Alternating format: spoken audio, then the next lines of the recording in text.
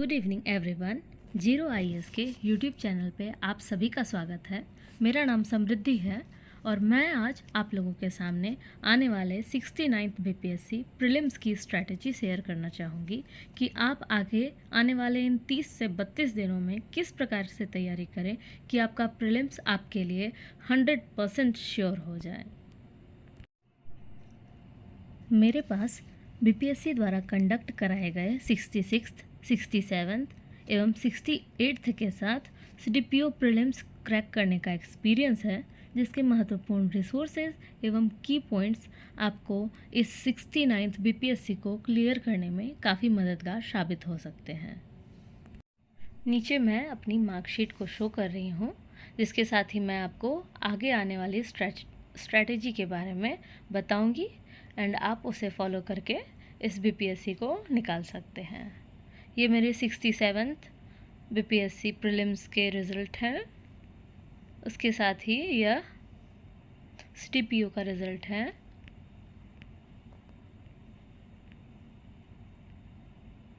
Sixty BPSC result एवं 66th का result आप यहाँ पर देख सकते हैं।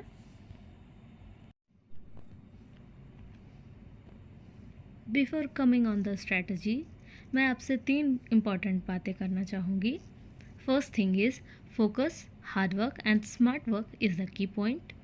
Believe in yourself and feel that you are cracking this exam. And number 3, use your time very effectively. यहाँ जैसा कि आप देख सकते हैं, सबसे पहले मैंने मॉडर्न हिस्ट्री का टॉपिक लिया है। मॉडर्न हिस्ट्री में सबसे पहला टॉपिक भारत में यूरोपीय व्यापारिक कंपनियों का आगमन, जिसमें डच, ब्रिटिश, पुर्तगाली, फ्रांसीसी सबके इम्पॉर्टेंट की पॉइंट्स आपको याद रखने हैं। उसके साथ ही कंपनी के अधीन आए गए गवर्नर जनरल और उनके द्वारा किए गए महत्वपूर्ण कार्य, जैसे लॉर्ड कर्जन के टाइम किया हुआ बंगाल विभाजन, उसके साथ ही बंगाल एवं मैसूर के साथ अंग्रेज़ों के क्या संबंध रहे और उसके साथ ही उसका विद्रोह में क्या योगदान रहा। जैसे मैसूर के साथ आप जानते हैं 4 आंग्ल मैसूर युद्ध हुए हैं। साथ ही बंगाल के संदर्भ में स्वदेशी आंदोलन जैसे पॉइंट्स काफ़ी महत्वपूर्ण हैं।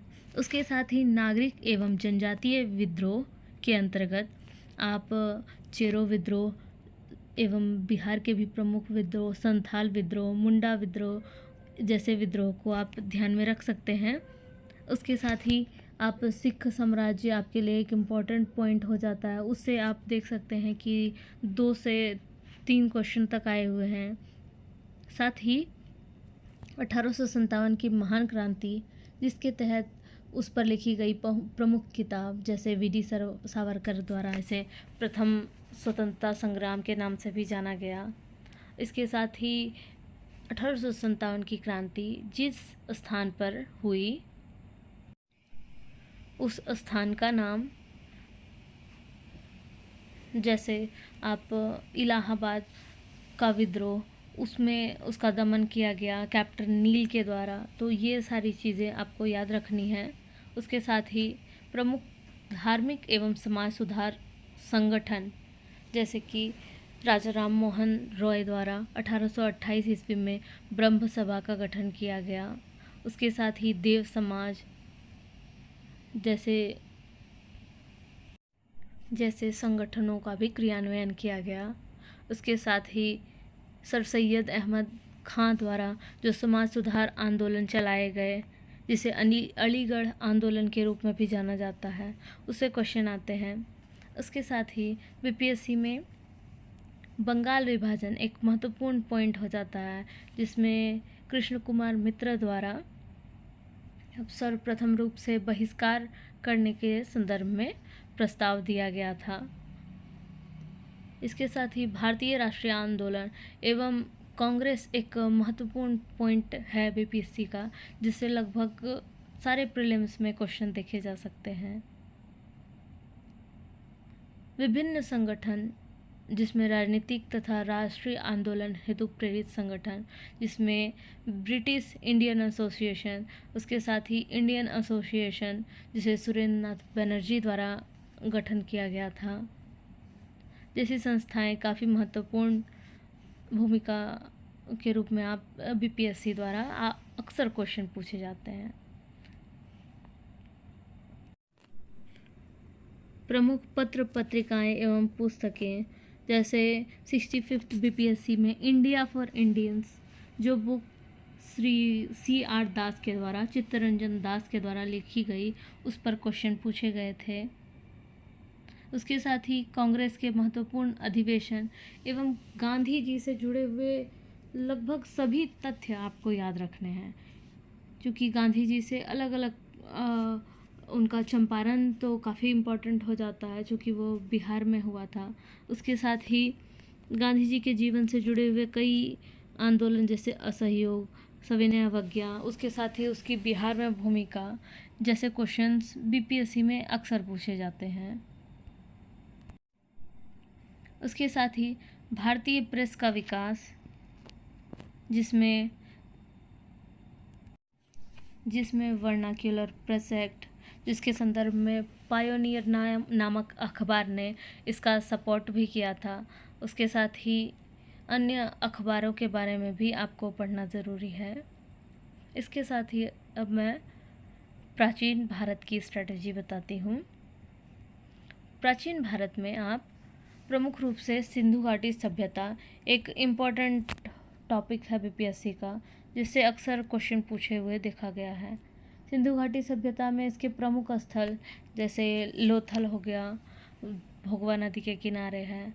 उसके साथ ही रोपड़ सतलज नदी के किनारे है।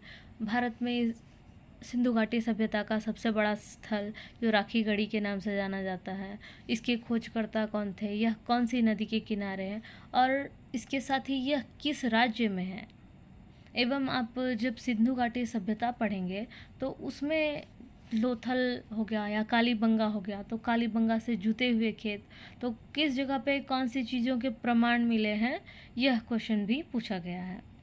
इसके साथ ही आप नेक्स्ट में वैदिक काल को देख सकते हैं।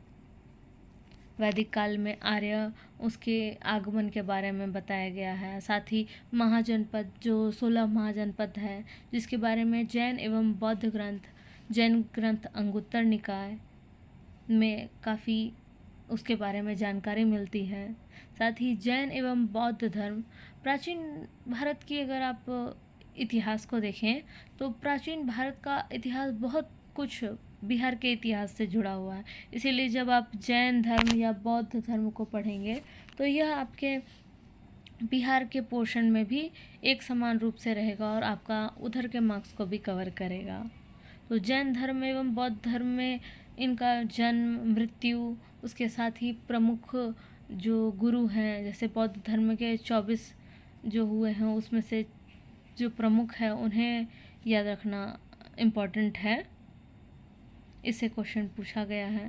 साथ ही पुष्यभूति या वर्धन वंश, जिसके अंतर्गत हर्षवर्धन का काल बीपीएससी का एक इम्पॉर्टेंट टॉपिक है, उसके संदर्भ में बताया जाता है कि उस पर हर्षवर्धन को किसने हराया था, तो पुलिकेशिन द्वितीय ने उसे नर्मदा नदी के तट पर हराया था, जिसके कारण उसने वातापी कोंड की भी उपाधि ग्रहण की थी। इसके साथ ही आप मौर्यन पीरियड जो है एक इम्पॉर्टेंट टॉपिक है बीपीएससी का, जिसमें आप अशोक का काल और अशोक के संदर्भ में जो उसके प्रमुख शिलालेख हैं, जिसमें से कुछ शिलालेख जो है शिलालेख एवं स्तंभ लेख बिहार में भी पाए गए हैं। बिहार के पूर्वी चंपारण में जो पूर्वी चंपारण, पश्चिमी चंपारण में लौरिया नंदनगढ़, लौरिया अरेराज जैसे स्तंभ हैं, केसरिया स्तूप है, ये इम्पोर्टेंट है। उसके साथ ही जो प्रमुख 13 शिलालेख है, जिसमें 13वें में कलिंग युद्ध का वर्णन है, ये सारे क्वेश्चंस जो है आपको देख लेने हैं। उसके साथ ही मौर्य वंश जब आप देखेंगे तो चंद्रगुप्त मौर्य का काल, जिसमें उसके घनानंद के साथ युद्ध एवं चाणक्य द्वारा उनकी हेल्प से जुड़े क्वेश्चन भी इम्पॉर्टेंट है। साथ ही इस समय सभापति को क्या कहा जाता था, जैसे क्वेश्चन भी बीपीएससी में पूछे जाते हैं। मौर्य काल में राजकीय कोषाध्यक्ष जिस पर प्रश्न पूछा गया है, इसे किस नाम से जाना जाता था, तो उसे सन्निधाता तथा कमिश्नर को प्रदेष्टि के नाम से जाना जाता था। इसके साथ ही संगम वंश, जो प्रमुख रूप से दक्षिण भारत का साम्राज्य रहा है, उससे संबंधित क्वेश्चन पूछे जाते रहे हैं। एवं गुप्त साम्राज्य भी एक इम्पॉर्टेंट टॉपिक है, जिसमें चंद्रगुप्त द्वितीय से क्वेश्चन, जिसे विक्रमादित्य के नाम से भी जाना गया था, उससे क्वेश्चन पूछे गए हैं। साथ ही इस टाइम चांदी के सिक्कों का काफ़ी महत्वपूर्ण रूप से प्रचलन चालू था, जिसके बारे में भी क्वेश्चन आ चुके हैं। दक्षिण भारत के प्रमुख राजवंशों के बारे में भी आप कुछ पढ़ लेंगे, जिसमें प्रमुख रूप से सातवाहन वंश, सुंग वंश, जिसमें पुष्यमित्र सुंग तथा मिनांडर के संदर्भ में युद्ध का क्वेश्चन पूछा गया है।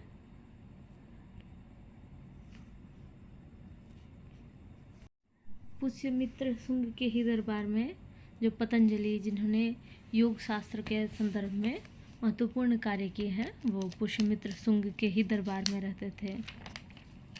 इसके साथ ही कुछ अन्य वंश जैसे कुषाण वंश, शक साम्राज्य जैसे क्वेश्चन भी बीपीएससी के एग्ज़ाम में आए हुए क्वेश्चन हैं, जिससे आपको एक ओवरऑल गो थ्रू करने से आपके वो 1 से 2 क्वेश्चन जो है इसमें से आपके सही हो जाएंगे। दक्षिण भारत के अन्य प्रमुख राजवंशों में चोल काल, जिसमें स्थानीय स्वशासन काफ़ी महत्वपूर्ण भूमिका रहा है, तो स्थानीय स्वशासन आप जैसे याद रख सकते हैं, यह चोल काल, स्थानीय स्वशासन चोल काल में प्रचलित रहा है। एवं राष्ट्रकूट वंश के संदर्भ में प्रमुख रूप से एलोरा गुफाओं का निर्माण किया गया था, जिसका निर्माण कृष्ण प्रथम ने करवाया था, एवं यह कैलाश मंदिर हेतु प्रसिद्ध है। इसके साथ ही मध्यकालीन भारत में भी बीपीएससी द्वारा महत्वपूर्ण रूप से अरबों का आक्रमण, जैसे मोहम्मद बिन कासिम, मोहम्मद गौरी एवं पृथ्वीराज चौहान के बीच में युद्ध, उसके साथ ही जयचंद के साथ हुए युद्ध एवं तुर्क शासन के बारे में एक आप ओवरऑल गो थ्रू करेंगे तो उससे आपका ये पॉइंट्स क्लियर हो जाएगा। साथ ही खिलजी वंश से भी अलाउद्दीन खिलजी का शासन, उसकी शासन प्रणाली में जैसे अशोक को दागने की प्रथा सबसे प्रथम रूप से अलाउद्दीन खिलजी ने ही की थी।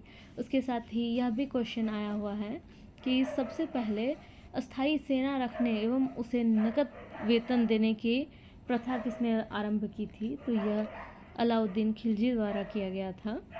उसके साथ ही एक बहमनी साम्राज्य भी बहुत महत्वपूर्ण पॉइंट है। साथ ही आप विजयनगर साम्राज्य को अच्छे से देख लेंगे, जिसकी स्थापना हरिहर एवं बुक्का द्वारा की गई थी। इसमें राजा कृष्णदेव राय, जिसे आंध्र भोज के नाम से जाना जाता था, और उनके शासनकाल में किए हुए महत्वपूर्ण सुधार, एकीकृत समाज एवं समाज सुधार के कार्यक्रमों के संदर्भ में भी क्वेश्चन आ चुके हैं। इसके साथ ही आप भक्ति आंदोलन में अद्वैतवाद, द्वैतवाद, इसके संस्थापक गुरुओं के नाम याद रखेंगे। साथ ही मुगल एवं मराठा ऐसे चैप्टर्स हैं जिसके आपको हर एक पॉइंट्स को अच्छे से देखना है। मराठों में मुख्य रूप से आपको जो उसमें हुए पेशवा के क्रम को आप एक बार देख लेंगे। साथ ही प्रमुख पेशवाओं द्वारा किए गए कार्य, जैसे बाजीराव ने क्या कार्य किया था। उसके साथ ही बाजीराव द्वितीय जो है अंतिम पेशवा के रूप में था, जिसने पूना की संधि द्वारा अपना पूरा शासन जो है अंग्रेज़ों के हाथ में सहायक संधि के रूप में प्रदान कर दिया था। तो ये सब पॉइंट्स आपको देखना बड़ा इम्पोर्टेंट है।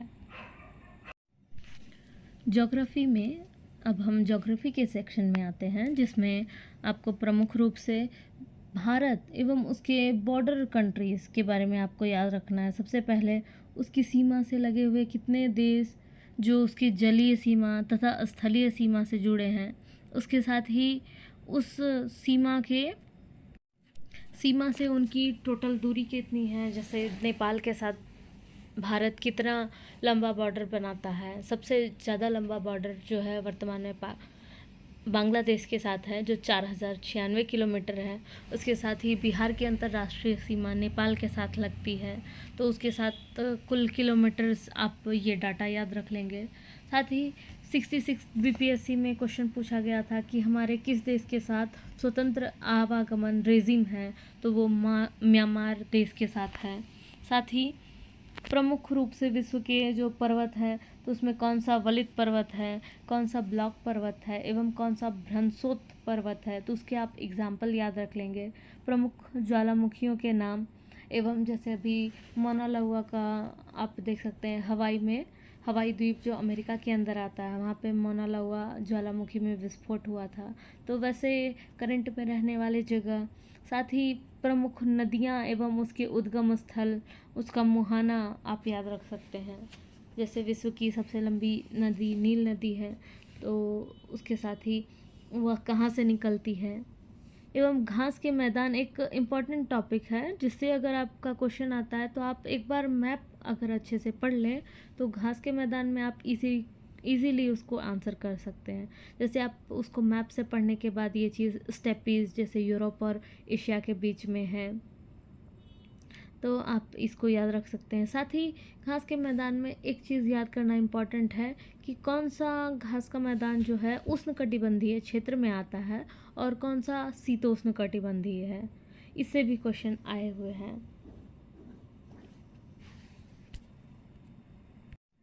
प्रमुख घास के मैदानों में सवाना घास जो कि अफ्रीका की है, तो आप सारे घास के मैदान देख लेंगे।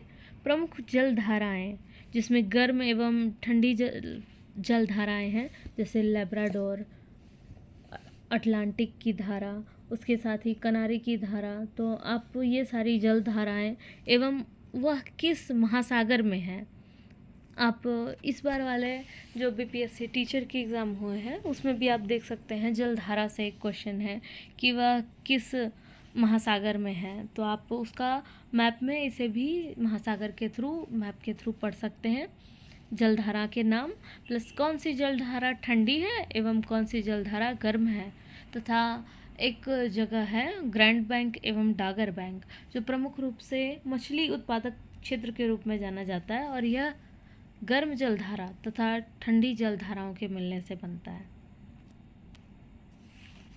इसके साथ ही अब प्रमुख द्वीप, जो कि बीपीएससी अब तक 2 से 3 बार पूछा जा चुका है, तो कौन सा द्वीप किसके अंडर में आता है। जैसे जो ग्रीनलैंड द्वीप है वर्तमान में डेनमार्क के अंतर्गत है, ये 67 बीपीएससी का क्वेश्चन है। उसके साथ ही जो है द्वीप, तो द्वीप को आकार के क्रम में सजाना, बड़े से छोटा, तो आप प्रमुख टॉप वाले जो है 4 से 5 द्वीपों के नाम याद रख लेंगे। साथ ही अब खनिज के क्षेत्र में प्रमुख देश कौन सा, जैसे सोना के क्षेत्र में वर्तमान में कौन सा देश जो है सबसे अधिक उत्पादन करता है, कोयला में कौन सा देश टॉप पर है, तो ये सारा क्वेश्चन आप इसको पढ़ लीजिएगा। उसके साथ ही प्रमुख क्षेत्र, जैसे जर्मनी का रूर क्षेत्र कोयला के लिए प्रसिद्ध है।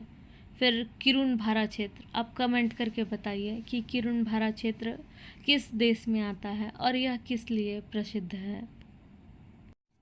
चिली जो है प्रमुख रूप से नाइट्रेट के लिए जाना जाता है तथा तांबा का ये प्रमुख क्षेत्र है, तो आप इसको याद रख सकते हैं। फिर वन संसाधन में आप नवीनतम रिपोर्ट जो है वन से रिलेटेड उसको देख सकते हैं।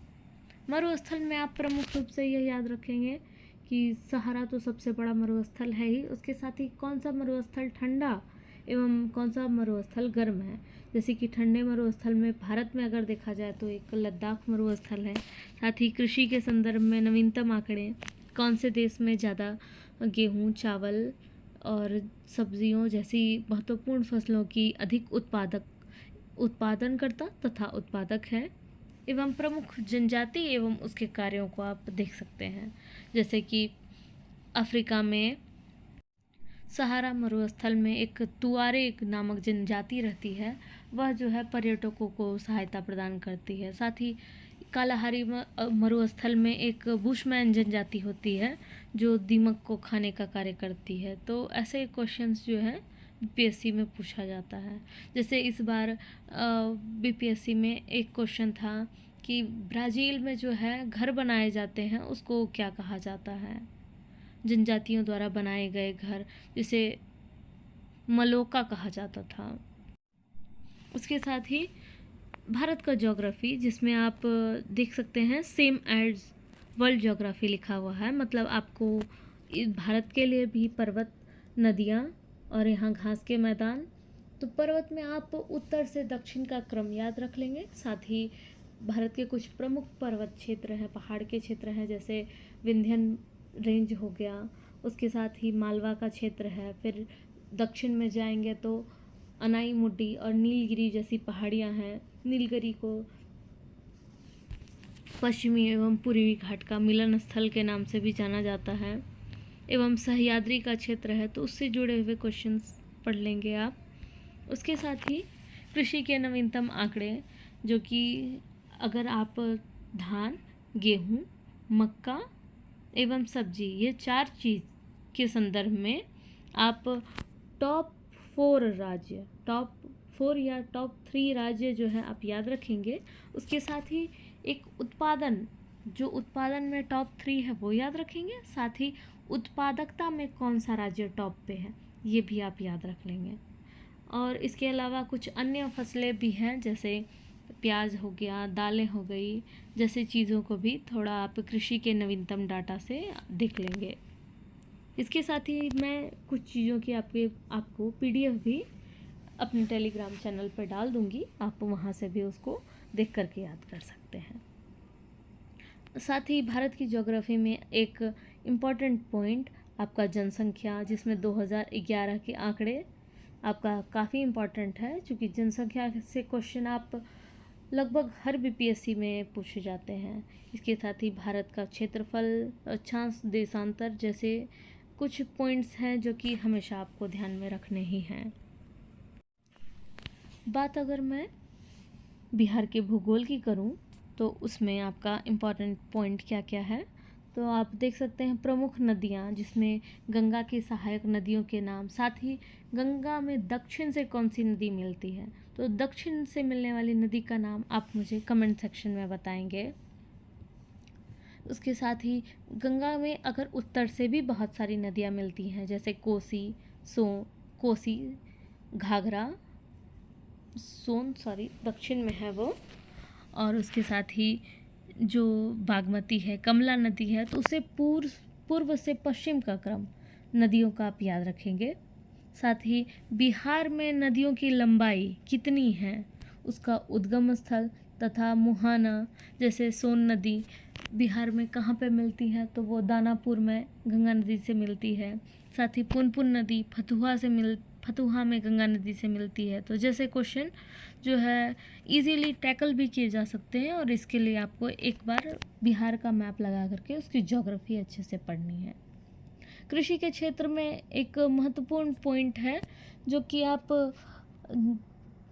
प्रमुख 3 उत्पादक जिले, ये आप आर्थिक समीक्षा से भी देख सकते हैं। प्रमुख 3 उत्पादक जिले एवं उसके साथ ही उसकी उत्पादकता वाले जिले, जैसे मक्का में उत्पादकता में टॉप पर जो है वो अररिया है, तो आप उसे याद रख सकते हैं।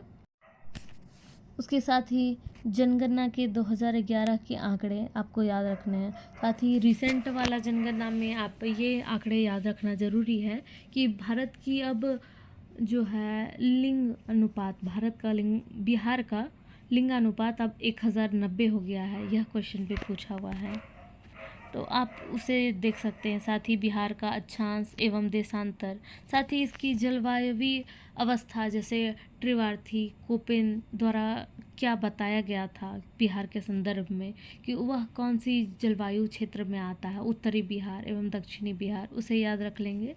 साथ ही वन रिपोर्ट 2021, यह एक महत्वपूर्ण पॉइंट है, जिससे आप मार्क्स जो है 1 से 2 क्वेश्चन आप बिल्कुल सही कर सकते हैं। उसकी पीडीएफ मैं ग्रुप में डाल दूंगी।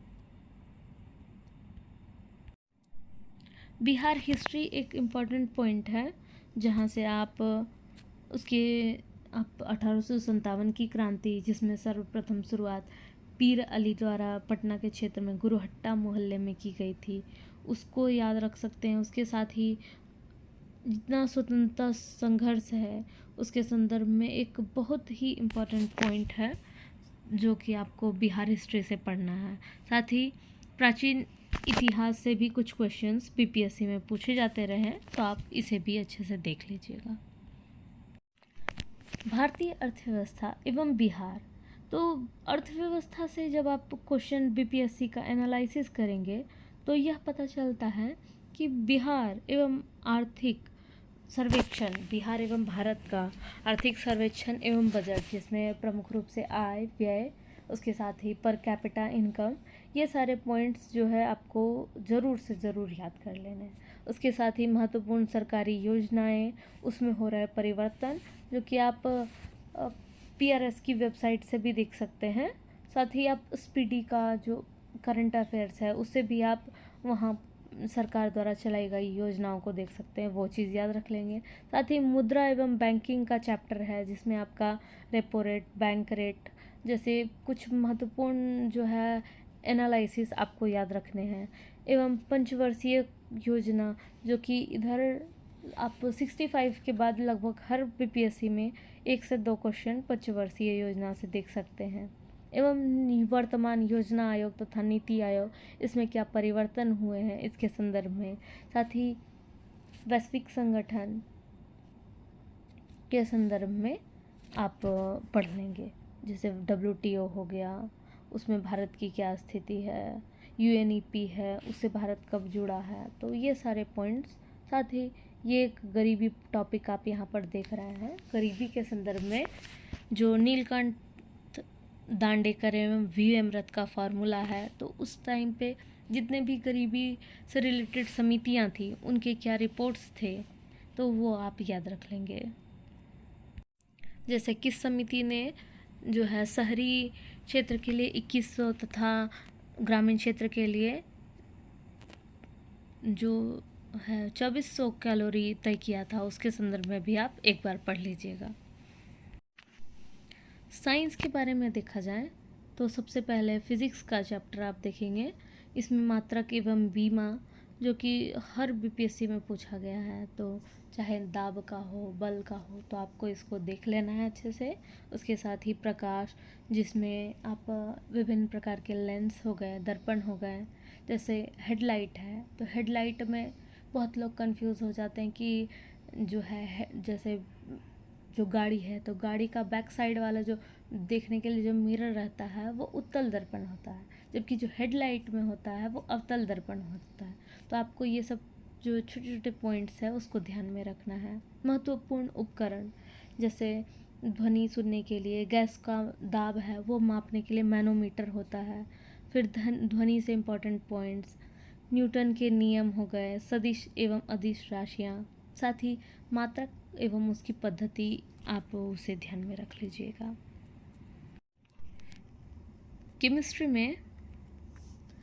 केमिस्ट्री में परमाणु की संरचना, जिसमें आप इलेक्ट्रॉन, प्रोटॉन एवं न्यूट्रॉन तथा साथ ही उसके संदर्भ में किसने क्या कहा है, जैसे डाल्टन ने सबसे छोटा पार्ट किसे बताया था, और अन्य पॉइंट्स जैसे इसके संदर्भ में पॉइंट्स है ना, डाल्टन का है, प्लस न्यूलैंड्स का अष्टक नियम, ये सब आप पढ़ लेंगे। धातु, अधातु, उपधातु चैप्टर। साथ ही परमाणु का विखंडन एवं संलयन, जिसमें संलयन आप जानते हैं सूर्य में होता है। अम्ल, क्षार एवं लवण का चैप्टर है, उसे देख लेना है।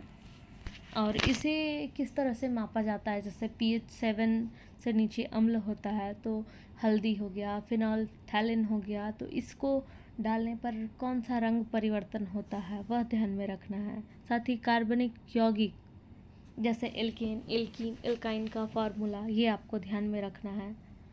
महत्वपूर्ण रासायनिक यौगिक, इसके बारे में पढ़ लीजिएगा कि उनके उपयोग क्या क्या होते हैं। जैसे बेकिंग सोडा हो गया, बेकिंग सोडा है, धोवन सोडा है। एवं एक पॉइंट में आप इन्वायरमेंट साइंस में आप प्राथमिक एवं द्वितीयक प्रदूषक को देख सकते हैं। कांच एवं उसका निर्माण, जैसे क्रूक्स कांच का प्रयोग, जो धूप के चश्मे हैं उसमें होता है। फिर किस कांच का प्रयोग जो है प्रयोगशाला के उपकरण बनाने में होता है, तो ये और उसका निर्माण कैसे होता है वो देख लीजिएगा। इसके साथ ही मापक यंत्र, जैसे ब्लड प्रेशर कैसे मापते हैं, तो स्फिग्नोमैनोमीटर है, तो ये सारे पॉइंट्स याद कर लेंगे। तत्व एवं उसके अपर रूप, उस पर क्वेश्चन देख लेंगे। धातु एवं उसके अयस्क, जिसमें सोना का, लोहा का, हेमेटाइट, मैग्नेटाइट, ये सब आप देख लेंगे। साथ ही प्रमुख नियम यानी कि चार्ल्स का, बॉयल का, इसका इस संदर्भ में जो नियम है उसे देख लेंगे। इसके साथ ही बायोलॉजी में एक इम्पॉर्टेंट पॉइंट जंतु जगत का वर्गीकरण, जिसमें किसे इकाइनोडर्मिटा कहा जाता है, किसे एनिलिडा में रखा जाता है, तो वो एक टॉपिक है जिससे कई बार क्वेश्चन पूछा गया है, तो उसे ध्यान में रख लेंगे। उसके साथ ही पाचन तंत्र, जिसमें मानव का एवं जीव जंतुओं के संदर्भ में उसे देख लेंगे। कोशिका है, कोशिका की खोज किसने की थी, बताइए किसने और कब की थी। पारिस्थितिकी तंत्र है, उससे संदर्भित प्रमुख सम्मेलन जैसे क्योटो प्रोटोकॉल हो गया, ओजोन परत संरक्षण के संदर्भ में हो गया। फिर कार्बन क्रेडिट का कॉन्सेप्ट, एजेंडा 21, ये किस सम्मेलन में बताया गया था, तो ये सारे पॉइंट्स जो है आप अच्छे से देख लेंगे। इसके साथ ही मैं कुछ पीडीएफ भी शेयर करूँगी जहाँ से आप इसको पढ़ सकते हैं। साथ ही पोषण के संदर्भ में प्रोटीन, विटामिन एवं कार्बोहाइड्रेट, और प्रोटीन विटामिन के संदर्भ में विभिन्न विटामिन्स के नाम, जैसे विटामिन ए को क्या कहा जाता है, रेटिनॉल, ये पढ़ लेंगे। उसके साथ ही रोग एवं कारक, जिसमें पादप रोग एवं पशु रोग के साथ ही उसके संचरण वाले कारक जैसे बैक्टीरिया या वायरस किसके कारण होता है, साथ ही उसमें कौन से बैक्टीरिया है या वायरस, उसका नाम आप उसको देख लीजिएगा। हार्मोन एवं एंजाइम, पुष्प की संरचना जैसा पॉइंट्स भी इम्पॉर्टेंट है। इसके साथ ही करंट अफेयर्स, इसके साथ ही करंट अफेयर्स बीपीएससी का एक बहुत ही महत्वपूर्ण सेक्शन है, क्योंकि करंट अफेयर्स से लगभग 25 से लेकर के 35 क्वेश्चन तक पूछे जाते हैं, जिसमें बिहार एवं राष्ट्रीय तथा अंतर्राष्ट्रीय घटनाक्रम होते हैं, जिसमें आप महत्वपूर्ण सम्मेलन, नियुक्तियाँ, सूचकांक एवं रिपोर्ट, सैन्य अभ्यास, खेल घटनाक्रम एवं खेल से जुड़े व्यक्ति, उसके नाम, साथ ही महत्वपूर्ण दिवस एवं थीम, जैसे बताइए तो टीबी दिवस कब मनाया जाता है, आप कमेंट सेक्शन में कमेंट कीजिएगा। इसके साथ ही महत्वपूर्ण पुस्तकें एवं लेखक आप देख लेंगे। उसके साथ ही प्रमुख पुरस्कार एवं सम्मान जैसे पॉइंट्स महत्वपूर्ण हैं, इसे आप करंट अफेयर्स में अच्छे से पढ़ लीजिएगा। करंट अफेयर्स लगभग आपको पिछले 1 साल का करंट अफेयर्स पूरा अच्छे से पढ़ना है। उसके साथ ही आप उससे पहले का भी अगर देख सकें तो 4-5 महीने पीछे का भी आप थोड़ा बहुत एक बार गो थ्रू कर सकते हैं। पॉलिटी के सेक्शन के लिए आपको संविधान एवं इसका विकास, प्रमुख एक्ट, अनुसूचियाँ, प्रस्तावना, डीपीएसपी, मूल अधिकार, पंचायती राज जैसे टॉपिक काफ़ी महत्वपूर्ण हैं, जिससे लगभग आपके किसी बीपीएससी में 12 से 15, किसी में उससे भी ज़्यादा तथा न्यूनतम 6 से 7 क्वेश्चन पॉलिटी से आपके ज़रूर आते हैं, जिसके प्रमुख टॉपिक आप यहाँ पर देख सकते हैं। प्रमुख अनुच्छेद, संविधान संशोधन, राष्ट्रपति, राज्यपाल जैसे टॉपिक्स काफ़ी इम्पोर्टेंट है। अब मैं आपको विभिन्न रिसोर्सेज के बारे में बता रही हूँ, जिसे आप कहाँ से पढ़ करके उसे आप जितने टॉपिक्स मैंने ऊपर बताए हैं उसको पूरा कवर अप कर सकते हैं। तो हिस्ट्री के लिए सबसे पहला इम्पॉर्टेंट रिसोर्स एक स्पेक्ट्रम है। अगर आपने स्पेक्ट्रम पढ़ा हुआ है तो आप तो उसका की पॉइंट्स पढ़ेंगे या रिवीजन करेंगे, और अगर आपने नहीं पढ़ा है तो मैं कहना चाहूँगी कि आप स्पेक्ट्रम की बुक ले आइए, और कम से कम आप अगर टारगेट बेसिस पे भी पढ़ेंगे तो इसके की पॉइंट्स को आप 3 दिन में कवर कर सकते हैं। 3 दिन में कवर कीजिए, उसको अंडरलाइन कीजिए, पॉइंट्स को बस आप हाईलाइट करते जाइए और उसके बाद बार बार उस पॉइंट को पढ़िए। तो इससे क्या होगा कि कई सारे संस्थाएं हैं, स्वतंत्रता संग्राम का आंदोलन जो हुआ था उसके संदर्भ में कौन सा सम्मेलन कहाँ पे हुआ था, तो वो सब पॉइंट्स जो है आपके कभी भी गलत नहीं होंगे।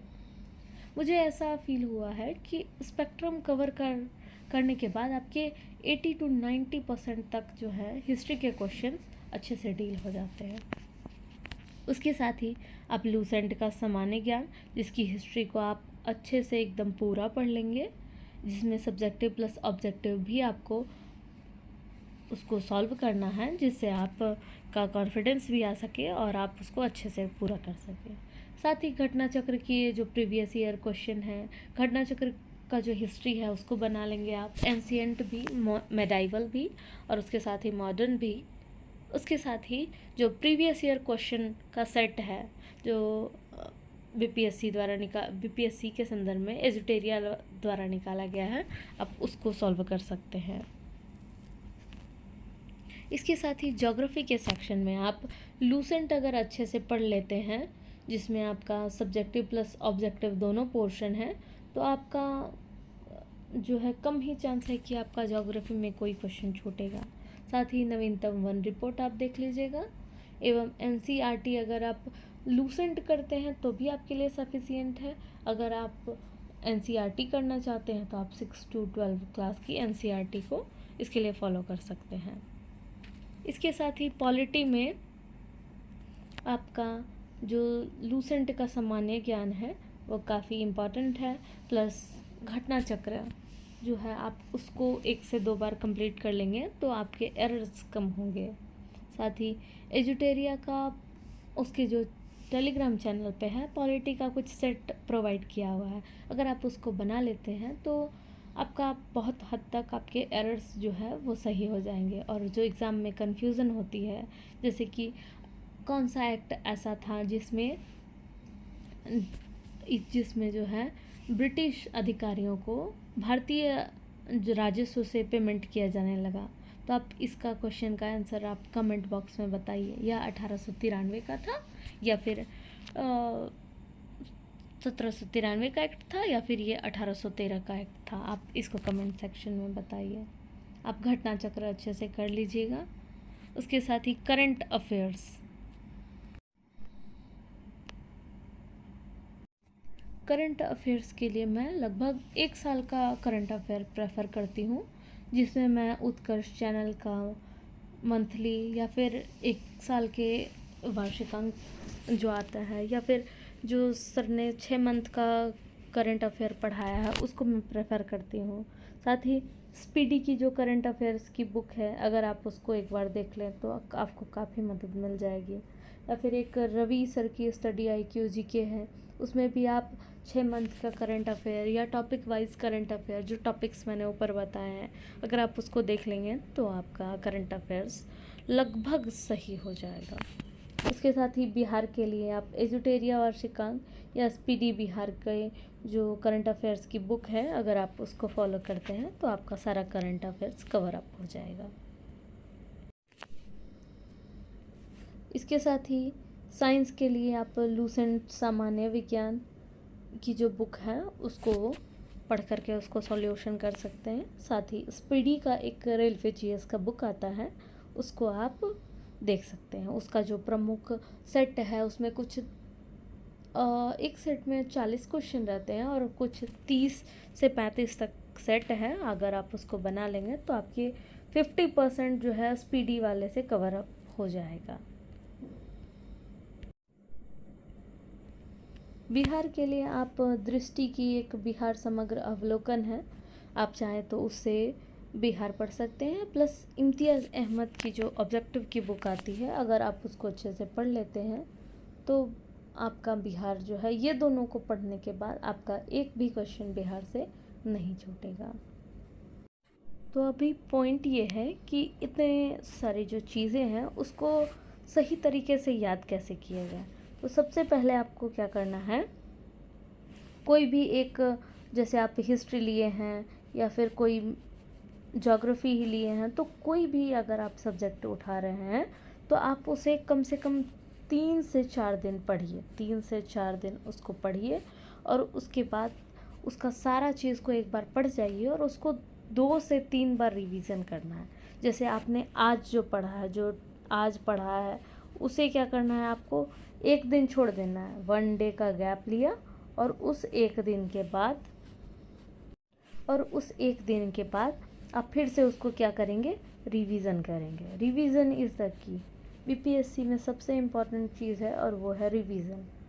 आप अगर पर डे आप अगर एक सेट लगाते हैं, एक सेट आप अभी से फिक्स कर लीजिए, चाहे वो आप आस्था आईएएस का हो, परफेक्शन का हो, तो आप कुछ अच्छे वाले सेट को लेकर के, आस्था, परफेक्शन एंड एजुटेरिया, ये सब के सेट लेकर के अगर आप उसको बना लेते हैं तो आपके लिए काफ़ी वो हेल्पफुल रहेगा।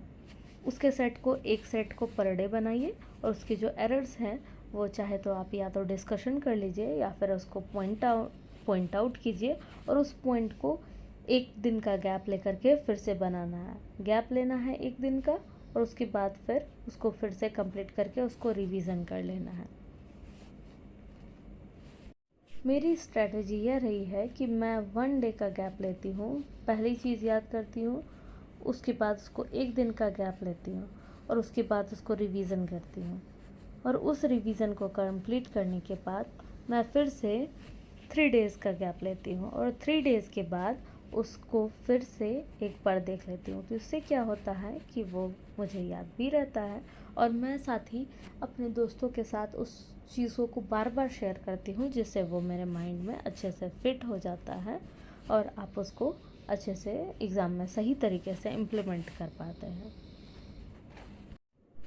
8 आवर्स की डेडिकेटेड स्टडी, जिसमें आप 3 घंटे एक सब्जेक्ट को दे सकते हैं। पर डे कम से कम 2 सब्जेक्ट ज़रूर लीजिए, 2 subject every debt plus current affairs.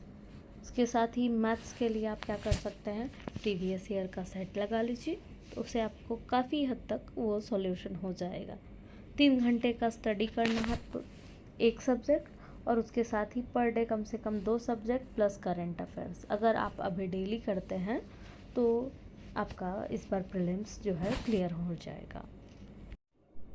अगर आप वीकली टारगेट लेकर चलते हैं, जैसे फर्स्ट वीक में science plus history, second week में बिहार प्लस पॉलिटी और थर्ड वीक में इकोनॉमिक्स प्लस मैथ, तो अगर आप 3 वीक्स में ये सारे सब्जेक्ट कंप्लीट कर लेते हैं तो फिर भी उसके बाद आपके पास ऑलमोस्ट 10 डेज़ बचेंगे, जिसमें आप अगेन एंड अगेन रिवीजन करके आप बाकी के पोर्शन भी कवर कर सकते हैं। उसके साथ ही आप इतने सेट बना चुके होंगे इन 15 दिनों में, कम से कम 15 सेट, तो आपके जो है क्वेश्चन भी रिपीट होते जाएंगे, जिससे आपके जो सफलता की गारंटी पूरी तरह से निश्चित हो जाएगी। आज के लिए इतना ही। अगर आप लोगों को कोई अन्य जानकारी चाहिए तो आप कमेंट बॉक्स में अपने क्वेश्चंस कमेंट कर देंगे। उसके साथ ही ज़ीरो आईएएस का बीपीएससी का चैनल क्रिएट किया गया है, जो बीपीएससी के लिए है स्पेशली। आप उसको ज्वाइन कर लीजिए, जिसमें इम्पोर्टेंट पीडीएफ डाल दिया जाएगा। साथ ही आपको प्रीलिम्स से रिलेटेड कोई भी क्वेश्चन है तो आप पूछ सकते हैं मुझे कमेंट में। Okay, thank you, have a nice day. Zero IAS के चैनल को सब्सक्राइब करें, लाइक करें एवं शेयर करें ज़्यादा से ज़्यादा, ताकि यह सभी लोगों के पास पहुंच सके एवं गांव के उन लोगों के पास भी जिनके पास कम रिसोर्सेज है कि वो बाहर जा कर के अपनी पढ़ाई को पूरी कर सके, उन्हें हेल्प करें और खुद भी आगे बढ़ें और दूसरों को भी आगे बढ़ाएं। Thank you.